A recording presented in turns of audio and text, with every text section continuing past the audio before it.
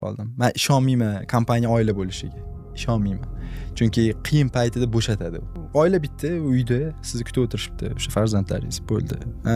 Bu narsa o'sha ishlab chiqarish nimasi boshlangan paytda bo'lgan xodimlarni ko'proq ushlab turish uchun kompaniyada sodiqlik degan narsalar bor-ku, u zamon qolmadi. Ya'ni u narsa u cho'pchak bo'lib qoldi o'sha. Oxirgi qilgan xulosam, qancha tez ishdan tashqari ham hayot borligini tushunib yetsak, shuncha yaxshi. Siz qilayotgan ishingiz bu tengsiz bo'lib qolmasligi kerak-da.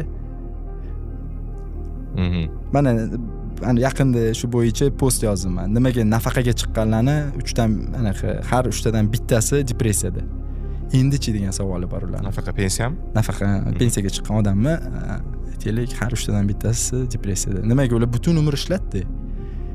Endi mas'uliyatlar yo'q, o'sha 8 soat endi bo'shab qoldi yoki 10 soat bo'shab qoldi. U o'sha 10 soatini endi nima qilaman deyapti-da. 10 soatim bor deyapti-da. Tushunasizmi? O'shanga iloji boricha, ishdan ko'ra tashqaridagi, hayotni, ya'ni nima qilish boshlash kerak, bilmayman. Qaraganda fermer bo'lishini xohlasa, sekin yer harakatini qilish kerak. Bo'ladi-ku, sekin mol qo'ylarni o'rganish kerak va hokazoda.